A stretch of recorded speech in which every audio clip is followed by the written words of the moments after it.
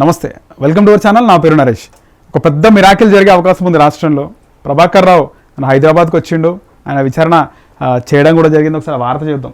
నేడు సిట్ విచారణకు ప్రభాకర్ రావు నిన్న రాత్రి హైదరాబాద్ చేరుకున్న ఎస్బీఐ మాజీ చీఫ్ ధృవీకరించిన నిఘా వర్గాలు సుప్రీంకోర్టు ఆదేశాలతో అమెరికా నుంచి స్వదేశానికి. ఫోన్ ట్యాపింగ్ కేసులో కీలకం కానున్న ఆయన వాంగ్మూలం. నిజమే, అది కీలకమే. ప్రభాకర్ రావు నిన్న ఆయన హైదరాబాద్కి వచ్చిండు. హైదరాబాద్కి ఎయిర్పోర్ట్లో దిగానే ఆయన చుట్టూ 70 మంది బౌన్సర్లు.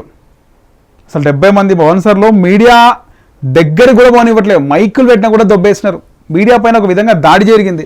ప్రభాకర్ రావు వెంట ఈ 70 మంది బౌన్సర్లు, ఆడి కార్లు, పెద్ద పెద్ద కార్లు, హై అండ్ టాప్ అండ్ కార్లు, బెంజ్, BMW, ఈ కార్లలో బౌన్సర్లు, ఆయనకు పెద్ద సెక్యూరిటీ. ఎవ్వరు కూడా అంటే మీడియా మాట్లాడొద్దు. ఎందుకంటే మీడియా ఏం చేస్తుంది? మన మీడియా ఖచ్చితంగా క్వశ్చన్స్ అడిగితే ఖచ్చితంగా ఆన్సర్ చెప్పనని కూడా చెప్పాలి. అది మీడియా సత్తా. క్వశ్చన్ ఒక జర్నలిస్ట్ రిపోర్టర్ క్వశ్చన్ అడిగితే ఖచ్చితంగా ఆన్సర్ ఏ విధంగా రావాలో ఆ విధంగా వస్తుంది. సో ఆయన అసలు ఏం మాట్లాడుతాను ముందే ఫిక్స్ అయ్యాడు. మీడియా ఏం అడుగుతుందో, ఏం చెప్తానో, ఏం చెప్పినా ప్రాబ్లమే, నిజం చెప్పేస్తానో లేకపోతే నాకు మైనస్ అవుతుందో అనే విధంగా ప్రభాకర్ రావు వెంట 70 మంది బౌన్సర్లు, ప్రైవేట్ సెక్యూరిటీ. మాసబ్ ట్యాంక్ నుంచి మళ్ళీ జూబ్లీహిల్స్కు విచారణ కేంద్రం తరలింపు. గత బీఆర్ఎస్ ప్రభుత్వ హయాంలో ప్రముఖుల ఫోన్లు ట్యాపింగ్ చేసిన కేసులో ప్రధాన నిందితుడిగా ఉన్న special intelligence branch, SBI special intelligence branch మాజీ చీఫ్ ప్రభాకర్ రావు నేడు సోమవారం ఆయన సిట్ విచారణకు హాజరైంది. క్రమంలో అమెరికా నుంచి ఆదివారం రాత్రి ఆయన హైదరాబాద్కు చేరుకున్నట్లు నిఘా వర్గాలు ధృవీకరించాయి. సో సుప్రీంకోర్టు ఆదేశాల మేరకు రద్దయిన తన పాస్పోర్ట్ అయితే రద్దయింది. తన పాస్పోర్ట్కి సంబంధించి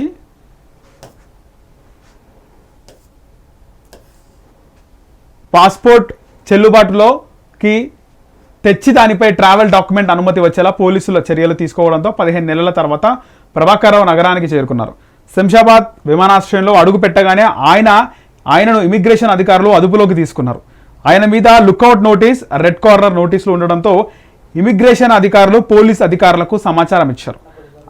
అంతకుముందు ఈ నెల 6వ తేదీన ప్రభాకర్ రావు దేశానికి తిరిగి వచ్చేందుకు ఇండియన్ ఎంబసీ నుంచి అనుమతులు కూడా అనుమతులు వచ్చినాయి. అయితే హైదరాబాద్కు చేరుకున్న ఎస్బీఐ మాజీ చీఫ్ ఎట్టి పరిస్థితుల్లోనూ సిట్ విచారణకు హాజరు అవ్వాల్సిందే అని సిట్ అధికారులు చెబుతున్నారు. రాజకీయ నాయకులు, సినీ ప్రముఖులు, వ్యాపారవేత్తల ఫోన్లను అక్రమంగా ట్యాప్ చేసినట్లు ఆరోపణలు రావడంతో 2024 మార్చి 10న పంజగుట్ట పోలీస్ స్టేషన్లో ప్రభాకర్ రావును ప్రధాన నిందితుడిగా పేర్కొంటూ పోలీసులు కేసు ఫైల్ చేశారు. ఆ మరుసటి రోజే ప్రభాకర్ రావు అమెరికాకు పరారయ్యారని కేసు విచారణ చేసిన పోలీసులు కోర్టుకు వివరించారు. ఈ క్రమంలోనే ప్రభాకర్ రావు అమెరికా నుంచి రాష్ట్ర హైకోర్టులో ముందస్తు బెయిల్ పిటిషన్లు దాఖలు చేయగా వాటిని న్యాయస్థానం తిరస్కరించింది. దీంతో హైకోర్టు తీర్పును సవాల్ చేస్తూ ఆయన సుప్రీంకోర్టును ఆశ్రయించారు. మే 29న Prabhakar Rao 1 time travel permit జారీ చేస్తూ 3 రోజుల్లో భారత్కి తిరిగి రావాలని, సిట్ విచారణకు హాజరు కావాలని సుప్రీంకోర్టు ఆదేశించింది. అయితే విచారణ పూర్తయ్యే వరకు ఆయన్ను అరెస్ట్ చేయవద్దని తెలంగాణ పోలీసులకు సూచించింది. ఈ క్రమంలోనే ఆదివారం రాత్రి ప్రభాకర్ రావు హైదరాబాద్ చేరుకున్నారు. సోమవారం ఉదయం సిట్ విచారణకు ఆయన హాజరు కానున్నట్లు తెలుస్తుండగా ఆల్రెడీ హాజరైపోయాడు. ఇదిలా ఉండగా సిట్ విచారణ కేంద్రానికి మాసబ్ ట్యాంక్ నుంచి మరలా జూబ్లీహిల్స్కు తరలించినట్లు తెలుస్తోంది. గతంలో జూబ్లీహిల్స్లోని విచారణ కేంద్రంలోనే ఫోన్ ట్యాపింగ్ కేసు విచారణ సాగిన విషయం తెలిసిందే. అయితే మొత్తానికి మనం ఇక్కడ చూసుకుంటే ఫోన్ ట్యాపింగ్లో చాలామంది రాజకీయ ప్రముఖులు, సినీ సెలబ్రిటీలు, మనం సమంత నాగచైతన్య విడిపోవడానికి కూడా ఈ ఫోన్ ట్యాపింగే కారణం. ఫోన్ ట్యాపింగ్లో సంతోష్ రావు, కేటీఆర్ ప్రమేయం ఉంది. వాళ్ళ ఫోన్ ట్యాప్ చేయడంతోనే హీరోయిన్లని ఇబ్బంది పెట్టినారు వీళ్ళు. ఇక్కడ సమంత నాగచైతన్య విడిపోవడానికి కూడా మెయిన్ కారణం అదే. రకుల్ ప్రీత్ సింగ్ ఫోన్ ట్యాప్ అయింది. ఇలా చెప్పుకుంటూ పోతే చాలామంది హీరోయిన్లే ఫోన్ ట్యాప్ అయినాయి. సో ఈ ఫోన్ ట్యాపింగ్లో ఆయన స్పెషల్ బ్రాంచ్కి ఆయనే పెద్దగా ఉన్నారు. ప్రభాకర్ రావు ఆయన ప్రమేయం ఉంది అని చెప్పేసి ఆయన విచారిస్తున్నారు. విచారణలో కొన్ని పాయింట్స్ వచ్చే అవకాశం ఉంది. నిజంగా ఆయన నోరు తెరిసి నిజాలంటే నిజంగా ఈ విధంగా జరిగిందని తెలుస్తుంది. బీఆర్ఎస్కి పెద్ద మార్కే. ప్రభాకర్ రావు ఆదేశాల మేరకే చేశాం. ఇక్కడ ఒకసారి ఈ స్టేట్మెంట్ చూద్దాం.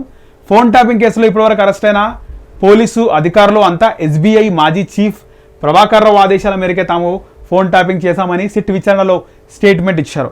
అయితే అసలు ప్రభాకర్ రావుకు ఫోన్ ట్యాపింగ్ చేయమని ఎవరు చెప్పారు? పెన్ డ్రైవ్లో రికార్డ్ చేసిన కాల్ రికార్డింగ్స్ ఎవరు విన్నారు? ఆ తర్వాత వారి నుంచి ఎలాంటి ఆదేశాలు వచ్చాయి? దీనివల్ల ఎవరు అధికంగా లబ్ధి పొందారు? ట్యాపింగ్ పరికరాలను ఎక్కడి నుంచి తెచ్చారు? ఎన్ని తెచ్చారు? అందుకోసం ఎంత ఖర్చు చేశారు? వంటి విషయాలన్నిటిపైన ఆయన పోలీసులు ప్రశ్నించనున్నట్లు సమాచారం. అంతేకాకుండా ఆయన ఇచ్చే స్టేట్మెంట్ రాష్ట్ర రాజకీయాల్లో సంచలనం రేపబోతోంది. కాగా మొత్తం 1300 ఫోన్లను ట్యాప్ చేసిన సంభాషణలను విన్నట్లు సిట్ అధికారులు చెప్తున్నారు.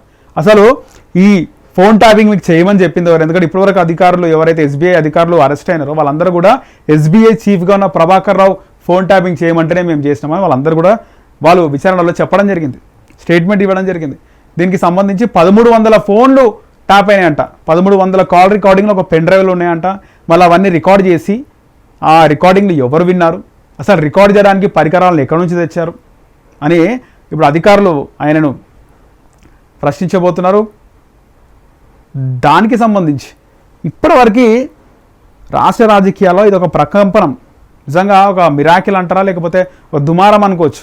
స్టేట్ పాలిటిక్స్, తెలంగాణ స్టేట్ పాలిటిక్స్లో ఈ ఫోన్ ట్యాపింగ్ విషయాలు బయటపడితే మాత్రం ఇది పెద్ద సంచలనం అని చెప్పుకోవాలి. దీనికి సంబంధించి దీనికంటే పెద్ద బ్రేకింగ్ తెలంగాణ పాలిటిక్స్లో ఉండదు. ఎందుకంటే కేటీఆర్ ఈ కార్ రేస్కి సంబంధించి ఫోన్ ట్యాపింగ్లో బాగా ఆయన పైన ఆరోపణలు ఉన్నాయి. ఈ కార్ రేస్ పక్క పెట్టండి, ఫోన్ ట్యాపింగ్లో హీరోయిన్ల ఫోన్ ట్యాపింగ్, హీరోయిన్ల ఫోన్లు ట్యాప్ చేసిండు అనేది ఉంది. అది బయటపడితే కనుక అది పెద్ద సంచలనమే అనుకోవచ్చు.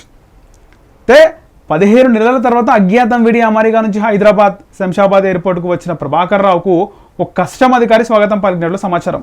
ఈ విషయాన్ని హైదరాబాద్ పోలీసులు గుర్తించినట్లు తెలుస్తుంది. ఓ కేసులో నిందితుడిగా ఉన్న వ్యక్తికి విధుల్లో ఉన్న అధికారి స్వాగతం పలకడం చట్టవిరుద్ధం. వాస్తవానికి చట్టవిరుద్ధమే కదా. అసలు రేవంత్ రెడ్డి ముఖ్యమంత్రి కాకముందుకే రిజల్ట్ రాగానే అప్పుడు ఉన్నటువంటి డీజీపీ ఆయన వచ్చి కలిసిండు రేవంత్ రెడ్డిని. మేము రేవంత్ రెడ్డి 2023 రిజల్ట్ రోజు, అసెంబ్లీ ఎన్నికల రిజల్ట్ రోజు రేవంత్ రెడ్డి ఇంటి వదిన హంగామా, అంటే మామూలుగా బ్యాండ్ స్టార్ట్ అయింది. ఎప్పుడైతే డిజిట్లు పెరుగుతున్నాయో, ఇంకా ఏదైతే మన మెజారిటీ దాటిందో, మనకి ఏదైతే డిజిట్ అంటారు కదా లక్కీ డిజిట్, ఆ లక్కీ డిజిట్ అంటే మనకు మెజారిటీ దాటిందో 60 సీట్లలో మెజారిటీ దాటంగానే అప్పటికే కొన్ని గెలిచినారు. అవన్నీ దాటంగానే ఎప్పుడైతే మనం అనుకున్నంత సంఖ్య వచ్చిందో ప్రభుత్వాన్ని ఏర్పాటు చేయడానికి అసెంబ్లీ స్థానాలు, ఇక రేవంత్ రెడ్డి బయటికి వెళ్ళిండు. అయితే రేవంత్ రెడ్డి బయటికి వెళ్ళే ముందు చాలామంది దిల్రాజు వచ్చిండు, అప్పుడు ఉన్నటువంటి డీజీపీ కూడా వచ్చి రేవంత్ రెడ్డిని కలిసిండు. క్షణాల్లో ఫోటోలు బయటకు వచ్చినాయి. వెంటనే డీజీపీని ఆయనని సస్పెండ్ చేసినారు, డిస్మిస్ చేసినారు. డీజీపీ పదవి బూస్ట్ అయిపోయింది. ప్రభాకర్ రావు పైన కేసులు ఉన్నాయి, ఆయనే ఫోన్ ట్యాపింగ్ చేయమని అని చెప్పి ఆయన పైన ఆరోపణలు ఉన్న వేళ, ఆయన విచారణకు హాజరవుతున్న వేళ హైదరాబాద్కి రాగానే ప్రజెంట్ పవర్లో ఉన్నటువంటి, అంటే కస్టమ్ అధికారిగా విధులు నిర్వర్తిస్తూ ఆయన వెళ్ళి స్వాగతం పలికిండు ఎవరిని, ఈ యొక్క ప్రభాకర్ రావుని. సో అది కూడా చట్టవిరుద్ధమే, దీనిపైన కూడా చర్య తీసిన అవకాశం ఉంటుంది. ఒక కేసులో నిందితుడిగా ఉన్న వ్యక్తికి విధుల్లో ఉన్న అధికారి స్వాగతం పలకడం చట్టవిరుద్ధం. సిటీ పోలీసులు నివేదిక మేరకు ఫోన్ ట్యాపింగ్ కేసు దర్యాప్తు చేస్తున్న అధికారులు ప్రభాకర్ రావుకు స్వాగతం పలికిన సదరు కస్టమ్ అధికారిపై రిపోర్ట్ చేసినట్లు తెలుస్తోంది. ఇప్పటికే ప్రభాకర్ రావు స్వాగతానికి సంబంధించి అన్ని ఆధారాలు సేకరిస్తున్నారు. అన్ని ఆధారాలు ఇక్కడ ప్రభాకర్ రావు వస్తున్నాడు అంటేనే మొత్తం ఆయన పైన దాదాపు ఒక 70 మంది బౌన్సర్లు ఆయన చుట్టూ ఉండి ఆయనకు పహారాగా ఉన్నారు, ఏ ఒక్క మీడియాతో మాట్లాడనివ్వకుండా. కానీ ఆల్రెడీ ఆయన చెప్తేనే చేస్తామని చెప్పి అందరు అధికారులు చెప్తున్నారు. కానీ ఈయన చెప్పిన తర్వాత నిజంగా ఆయన ఏదైనా నాయకుని పేరు చెబితే నిజంగా జరిగి ఉంటే పెద్ద దుమారం చెలరేగుతుంది. నిజంగా ఒక దారుణమైనటువంటి విషయం ఏదో, అంటే హీరోయిన్ల ఫోన్లు ట్యాప్ చేయడం. హీరోయిన్లో ఎవరైనా వాళ్ళకి ప్రైవసీ ఉంటుంది, మాట్లాడుకుంటూ ఉంటారు. సో వాళ్ళు ఎవరితో మాట్లాడినారు అవన్నీ బయటపెట్టి వాళ్ళని వేరే విధంగా చేసినట్లు బయటపడితే మాత్రం ఇది పెద్ద మరగానే గత ప్రభుత్వం బీఆర్ఎస్ పార్టీకి ఇది పెద్ద మచ్చే అవకాశం ఉంటుంది. At the same time Telangana రాజకీయాల్లో ఇది ఒక పెద్ద సంచలనం, మిరాకిల్, తెలంగాణ రాజకీయ ముఖ చిత్రాన్ని అయితే మార్చేస్తుంది.